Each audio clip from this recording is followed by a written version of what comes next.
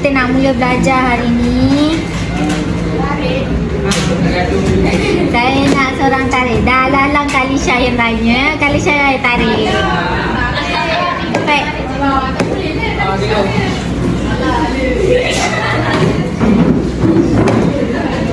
So benda ni berkaitan dengan apa yang kita belajar hari ni. Tarik. Okey. So abang.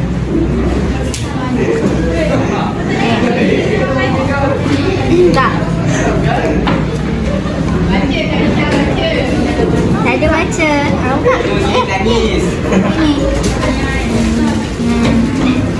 Okey. Awak rasa-rasa apa kita akan belajar?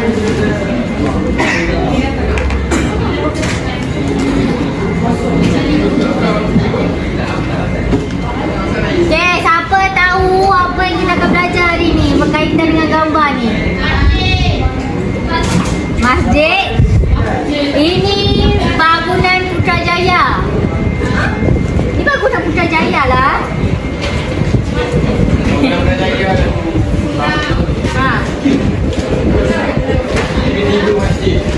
Awak rasa apa hari ni kita akan belajar?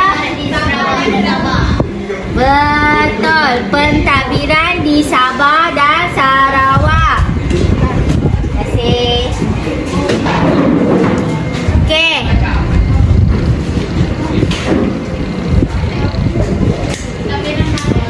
Okey, hari ni kita akan belajar bab 5 pentadbiran barat di Sarawak dan Sabah.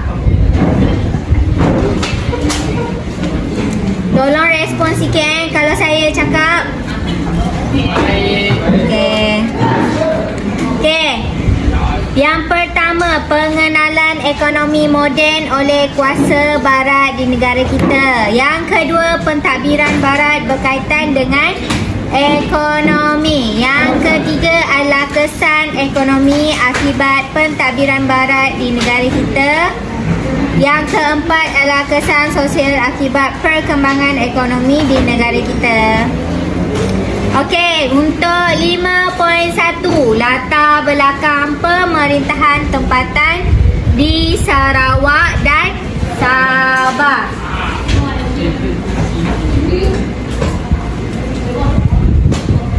Okey, untuk pengenalan. Sebelum kedatangan kuasa luar, masyarakat tempatan di Sabah dan Sarawak telah mempunyai sistem pemerintahan yang berkesan. Sistem pemerintahan ini diamalkan membawa kepada kestabilan dan menyumbang kepada keharmonian serta kemakmuran di negeri-negeri ini. Yang ketiga, sistem ini menjadi panduan dalam perkembangan ekonomi sosial dan politik masyarakat tempatan di kedua-dua buah negeri. Yang keempat, di Sarawak terdapat beberapa kerajaan Melayu seperti Sawaku, Kalako, Samadong dan Melano. Okey. Sistem pemerintahan tempatan. Kita ada berapa sistem pemerintahan tempatan? Ada berapa? Pemerintahan tempatan ada berapa? 2, betul. Yang pertama, sistem kesukuan. Yang kedua, sistem. Okey. Untuk sistem kesukuan ni dilaksanakan oleh masyarakat tempatan di Sarawak dan Sabah. Asas yang penting ialah pegangan dan kepatuhan kepada adat masyarakat. Untuk sistem pentadbiran tempatan pula, dia pengaruh Kesultanan Brunei, ketara di Sarawak dan Sabah. Di Sabah, selain Kesultanan Brunei, wujudnya pengaruh Kesultanan Sulu di bahagian pantai timur Sabah. Okey, untuk sistem kesukuan di Sarawak,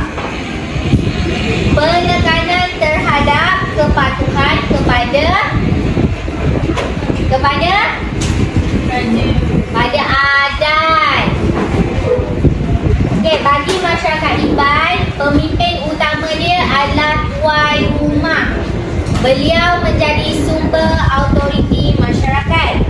Pemilihan pemimpin bukan sekadar faktor keturunan, namun lebih kepada kebolehan peribadi. Kalau dekat masyarakat Iban, dia panggil pemimpin dia tuan rumah. Kalau masyarakat Bidayuh, kita panggil apa? Pemimpin utama dia siapa? Kita panggil Tuan Kampung. Ketua dalam masyarakat Kenyah dikenali sebagai Peran Lipo. Sementara masyarakat Kayan pula kita panggil sebagai Kelunan Marit. Kalau Bidayuh, Tua Kampung. Kalau masyarakat Iban, pemimpin dia kita panggil Tuai Rumah. Kalau bagi masyarakat Malanau pula, ketua masyarakat dia dikenali sebagai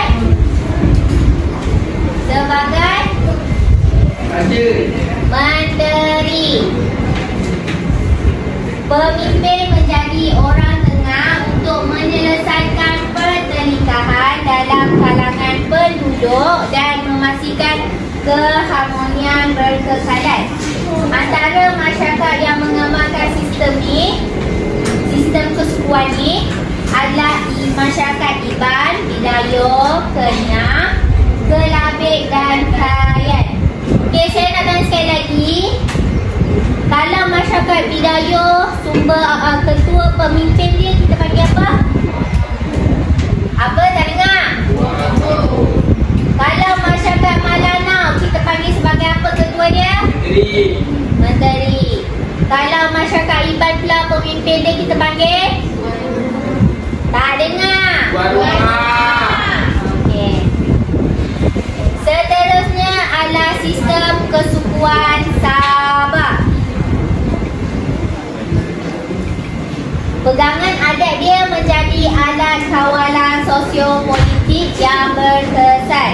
Masyarakat ini mempunyai pemimpin yang dikenali sebagai orang tua ataupun ketua kampung sebagai pemimpin utama yang menyelesaikan pertikaian. Faiz, masyarakat kat sini, kat Sabah ni, pemimpin dia dikenali sebagai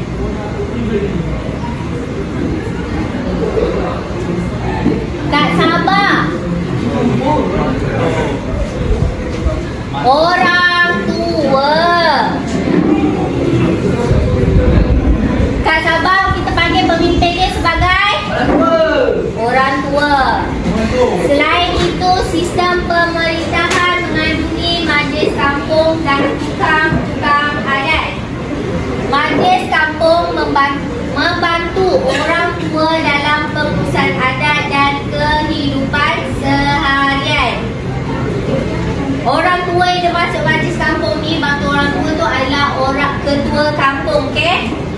Tukang-tukang adat pula memastikan setiap upacara adat dilakukan dengan betul bagi mengelakkan bencana. Bagi masyarakat Bajau di Pantai Timur, pemimpin dikenali sebagai Matua yang menjadi pelindung adat dan kepentingan anak buah. Antara masyarakat yang mengamalkan sistem ini termasuklah Kadazan Dusun, Murud dan Bajau. Masyarakat Bajau kat Pantai Timur, pemimpin dia dikenali sebagai apa, Pak? Muzamil? Pemimpin masyarakat Bajau kita panggil apa? Panggil apa, Muzamil? Saya tak dengar. Matua. Matoa. Pemimpin kat masyarakat Bajau kita panggil Matoa. Okey, untuk yang kedua, sistem pentadbiran tempatan. Yang pertama di Sarawak adalah pengaruh Brunei, menyebabkan pemerintahan di Sarawak dipengaruhi sistem pentadbiran Kesultanan Brunei. Ya, sistem pentadbiran dipecahkan kepada 3 bentuk. bentuk, iaitu Sungai Kerajaan, Sungai Tulen dan Sungai Kuripan. Ikmal, sistem pentadbiran dipecahkan kepada 3 bentuk. Apa iaitu?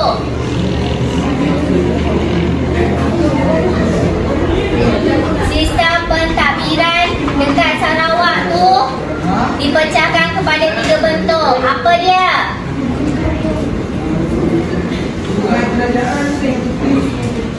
Betul, Sungai Kerajaan, Sungai Tulen dan Sungai Kuripan.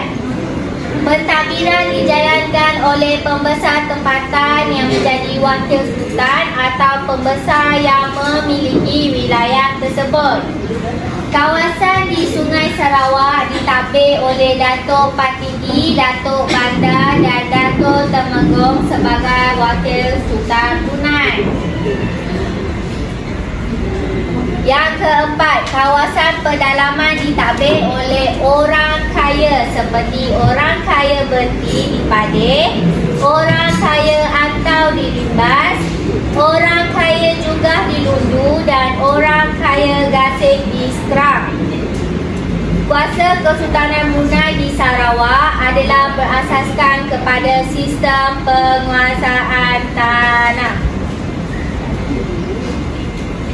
Puteri, kawasan pedalaman ditadbir oleh orang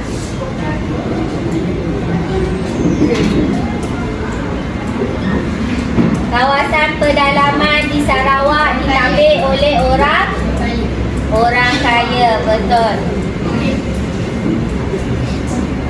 Tarani, kawasan kat Sungai Sarawak ditadbir oleh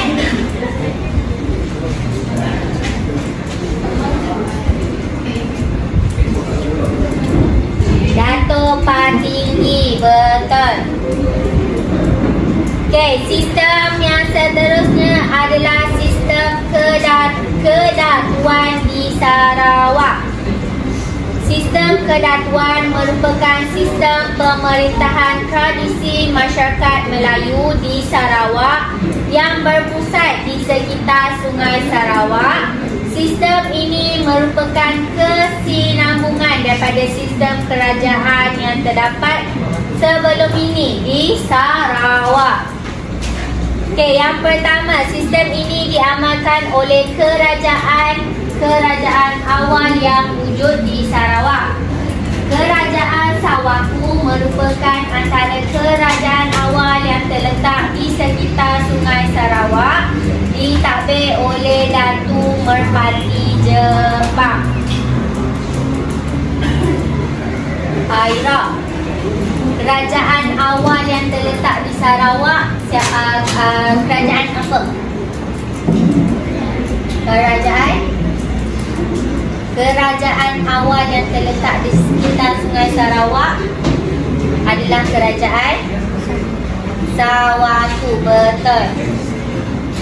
Keturunan Datuk Merpati Jepang secara turun-temurun menguasai pentadbiran di wilayah ini dengan memakai gelaran Datuk Patinggi, Datuk Bendahara dan Datuk Temenggung.